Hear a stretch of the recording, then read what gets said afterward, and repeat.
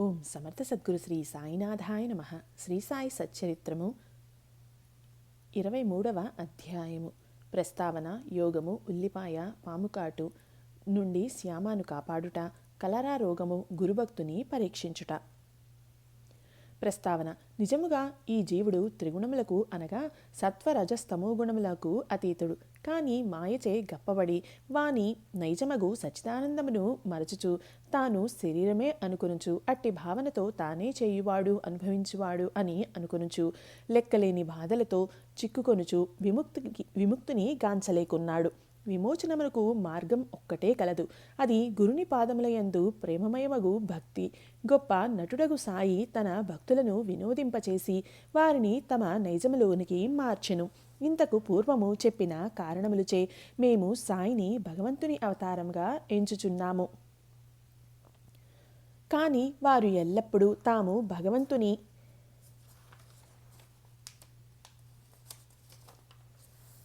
సేవకుడని చెప్పేవారు. వారు అవతార పురుషులైనప్పటికీ ఇతరులు సంతృప్తికరముగా ఎట్లు ప్రవర్తింపవలనో చూపుచుండెడివారు. ఆయా వర్ణాశ్రమములకు విధింపబడిన కర్మలను ఎట్లు నెరవేర్చవలనో తెలిపిడివారు. ఇతరులతో ఏ విషయంలోనూ పోటీ పడేవారు కారు. తన కొరకు ఏమైనా చేయమని ఇతరులను కోరేడివారు కారు. సమస్త చేతనాచేతనములందు భగవంతుని చూడగలిగిన బాబాకు వినయశీలమే ఉచితము కదా. ఎవరిని నిరాదరించుట కానీ అవమానించుట కానీ వారు ఎరుగరు. సమస్త జీవులలో వారు నారాయణ్ణి కాంచుచుండెడివారు. నేను భగవంతుడను అని వారు ఎన్నడూ అనలేదు. భగవంతుని విధేయ సేవకుడునని వారు చెప్పేవారు. భగవంతుని ఎల్లప్పుడూ తలచువారు. ఎల్లప్పుడూ అల్లా మాలిక్ అనగా భగవంతుడే సర్వాధికారి అని అనుచుండెడివారు. మేము ఇతర యోగులను ఎరుగము. వారు ఎట్లు ప్రవర్తింతురో, ఏమి చేసెదరో, ఎట్లు తినెదరో తెలియదు. భగవత్ కటాక్షముచే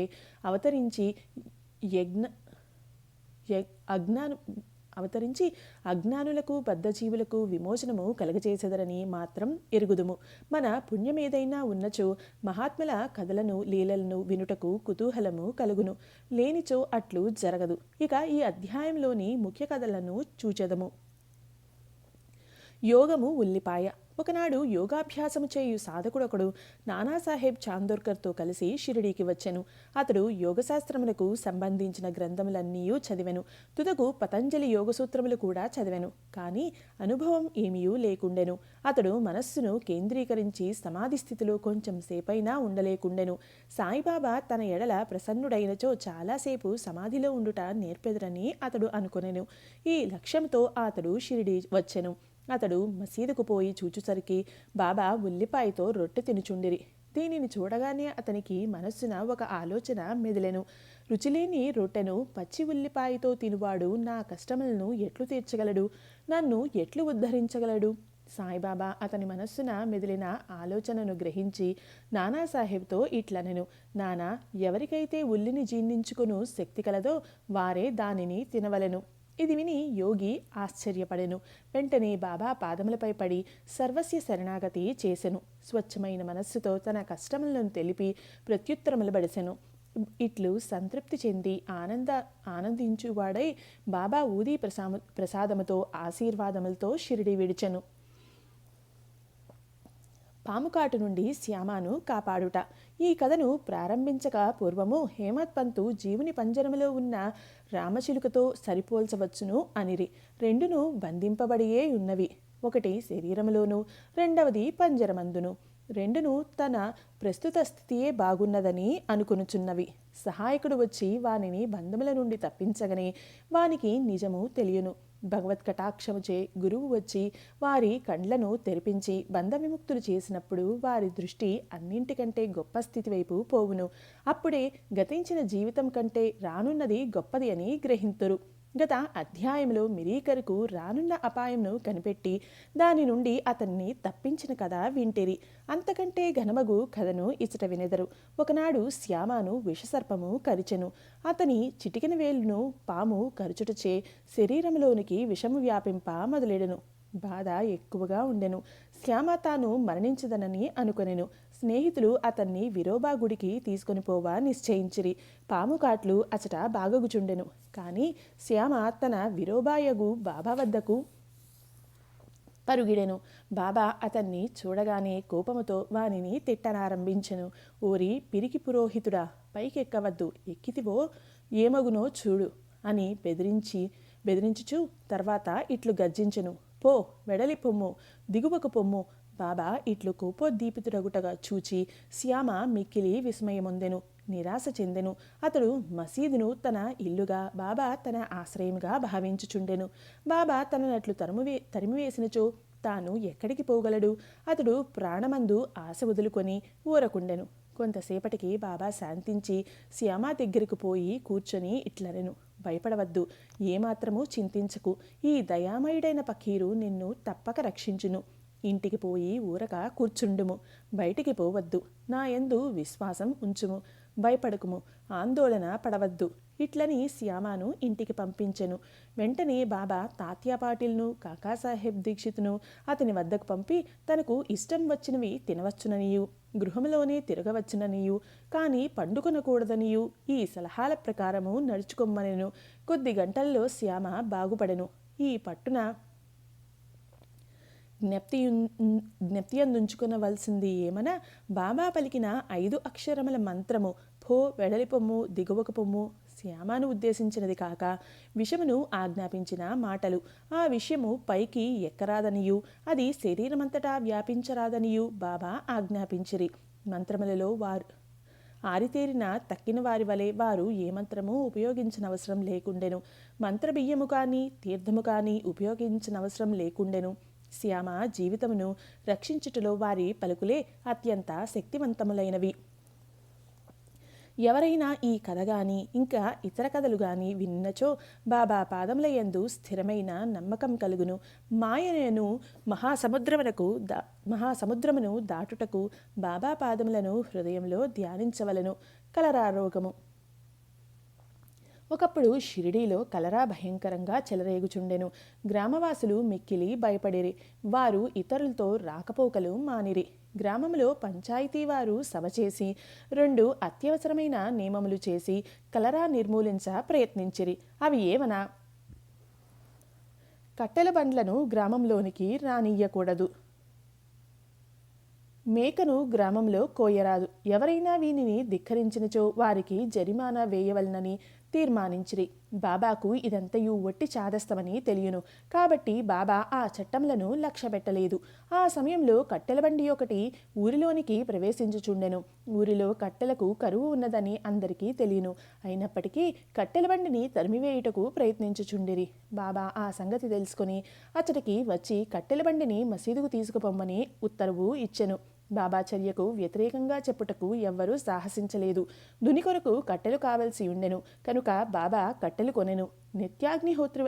నిత్యాగ్నిహోత్రి వలె బాబా తన జీవితమంతయు దునిని వెలిగించియే ఉంచెను.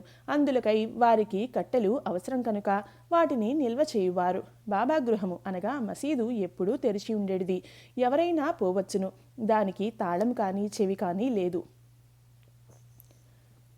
కొందరు తమ ఉపయోగము కొరకు కొన్ని కర్రలను తీసుకొని పోవువారు. అందుకు బాబా ఎప్పుడునూ గొణుక్కొనలేదు. ఈ ప్రపంచమంతయు దేవుడే ఆవరించి ఉండుటచే వారికి ఎవరి యందు శత్రుత్వం ఉండేది కాదు. వారు పరిపూర్ణ విరాగులైనప్పటికీ సాధారణ గృహస్థులకు ఆదర్శముగా ఉండుటకై ఇట్లు చేయుచుండెడివారు. గురుభక్తిని పరీక్షించుట. 2వ కలరా నిబంధనమును బాబా ఎట్లు ధిక్కరించెనో చూతము. నిబంధనము అమల్లో ఉన్నప్పుడు ఎవరో ఒక మేకను మసీదుకు తెచ్చిరి. ఆ ముసలి మేక దుర్భరముగా చావుకు సిద్ధముగా ఉండెను. ఆ సమయమున మాలేగాం పకీరు పీర్ మహమ్మద్ ఉరఫ్ బడేబాబా అచ్చటనే ఉండెను. సాయిబాబా దానిని ఒక కత్తివేటుతో నరికి బలివేయమని బడేబాబాకు చెప్పెను. ఈ బడేబాబా యందు సాయిబాబాకు ఎక్కువ గౌరవము. ఆయనను ఎల్లప్పుడూ సాయిబాబా తన కుడివైపున కూర్చునబెట్టుకునేవాడివారు. చిలుము బడేబాబా పీల్చిన పిదప సాయిబాబా పీల్చి ఇతరులకు ఇచ్చెడివారు. మధ్యాహ్న భోజన సమయమందు సాయిబాబా సాదరముగా బడేబాబాను పిలిచి ఎడమ పక్కన కూర్చుండబెట్టుకున్న పిమ్మట భోజనము ప్రారంభించువారు. దక్షిణ రూపంగా వసూలైన పైకం నుండి ఆయనకు దినమొక్కంటికి 50 రూపాయలు సాయిబాబా ఇచ్చుచుండేడివారు. బడేబాబా పోవునప్పుడు 100 అడుగుల వరకు సాయిబాబా వెంబడించువారు. అట్టిది బాబాకు వారికి గల సంబంధం. సాయిబాబా వారిని మేకను నరుకమనగా అనవసరంగా దానిని చంపనేలయని బడేబాబా నిరాకరించెను. అప్పుడు సాయిబాబా శ్యామను ఆ పని చేయమనెను. అతడు రాధాకృష్ణమాయి వద్దకు పోయి కత్తిని తెచ్చి బాబా ముందు పెట్టెను. ఎందులకు కత్తిని తెప్పించిరో తెలుసుకున్న పిమ్మట రాధాకృష్ణమాయి దానిని తిరిగి తెప్పించుకొనెను. ఇంకొక కత్తి తెచ్చుటకు శ్యామ పోయెను. కానీ వాడా నుండి త్వరగా రాలేదు. తర్వాత కాకాసాహెబ్ దీక్షిత్ వంతు వచ్చెను. వారు మేలి బంగారమే, కానీ దానిని పరీక్షించవలెను. ఒక కత్తి తెచ్చి నరుకమని బాబా ఆజ్ఞాపించెను. అతడు సాటేవాడాకు పోయి కత్తిని తెచ్చెను. బాబా ఉత్తర్వు కాగానే దానిని నరుకుటకు సిద్ధముగా ఉండెను. అతడు స్వచ్ఛమైన బ్రాహ్మణ కుటుంబంలో పుట్టి చంపుట అనునది ఎరుగకుండిరి. హింసించు పనులను చేయుటయందు ఇష్టము లేనివాడైనప్పటికీ మేకను నరుకుటకు సంసిద్ధుడయ్యను. బడే బాబాయను మహమ్మదీయుడే ఇష్టపడనప్పుడు ఈ బ్రాహ్మణుడు ఏల సిద్ధపడుచుండెనని అందరూ ఆశ్చర్యపడుచుండిరి. అతడు తన దోవతిని ఎత్తి బిగించి కట్టుకొనెను. కత్తిని పైకెత్తి బాబా ఆజ్ఞకై ఎదురు చూచుచుండెను. బాబా ఏమీ ఆలోచించుచుంటివి, నరుకుము అనెను. అతని చేతిలోనున్న కత్తి మేకపై పడుటకు సిద్ధంగా ఉండగా బాబా ఆగుమనెను. ఎంతటి కఠినాత్ముడువు, బ్రాహ్మణుడువైన మేకను చంపెదవా అనెను. బాబా ఆజ్ఞానుసారం దీక్షిత్ కత్తిని కింద పెట్టి బాబాతో ఇట్లనెను. నీ అమృతము వంటి పలుకులే మాకు చట్టము. మాకు ఇంకొక చట్టమేమీయూ తెలియదు. నిన్నే ఎల్లప్పుడూ జ్ఞప్తియందుంచుకునేదము. నీ రూపమును ధ్యానించుచు రాత్రింబవళ్ళు నీ ఆజ్ఞలు పాటింతుము. అది ఉచితమా కాదా అనునది మాకు తెలియదు. దానిని మేము విచారించము. అది సరి అయినదా కాదా అని వాదించము, తర్కించము. గురువు ఆజ్ఞ అక్షరాల పాటించుటయే మా విధి, మా ధర్మము. బాబా తామే మేకను చంపి బలివేసేదమని చెప్పిరి. మేకను తాకియా అను చోట చంపుటకు నిశ్చయించిరి. ఇది పకీరులు కూర్చును స్థలము. అతడికి దానిని తీసుకొని పోగునప్పుడు మార్గమధ్యమున అది ప్రాణములు విడిచెను. శిష్యులు ఎన్ని రకములో చెప్పుచు ఈ అధ్యాయమును హేమత్ పంతు ముగించుచున్నారు. శిష్యులు 3 రకములు: ఉత్తములు, మధ్యములు, సాధారణులు. గురువులకి ఏమి కావేలనో గుర్తించి వెంటనే వారు ఆజ్ఞాపించక పూర్వమే దానిని నెరవేర్చువారు ఉత్తమ శిష్యులు. గురుని ఆజ్ఞానుసారం ఆలసింపక అక్షరాలా నెరవేర్చు వారు మధ్యములు. 3వ రకం వారు అడుగడుగునకు తప్పులు చేయుచు గురుని ఆజ్ఞను వాయిదా వేసెదరు. శిష్యులకు దృఢమైన నమ్మకం ఉండవలెను. తోడుగా బుద్ధి కుశలత, ఓరిమి ఉన్నచో అట్టి వారికి ఆధ్యాత్మిక పరమావధి దూరము కాదు. ఉచ్ఛ్వాస నిశ్వాసములను బంధించుట గాని, హఠయోగము కానీ ఇతర కఠినమైన సాధనలన్నీయూ అనవసరము. పైన చెప్పిన గుణములు అలవర్చుకున్నచో వారు ఉత్తరోత్తర ఉపదేశములను అర్హులగుదురు. అప్పుడు గురువు తటస్థించి జీవిత పరమావధిని పొందుటకై ఆధ్యాత్మిక మార్గమును నడిపింతురు. వచ్చే అధ్యాయంలో బాబా యొక్క హాస్యము, చమత్కారాల గూర్చి చెప్పుకుందుము. ఇది 23వ అధ్యాయం సంపూర్ణం. సద్గురు శ్రీ సాయినాథార్పణమస్తు. శుభం భవతు.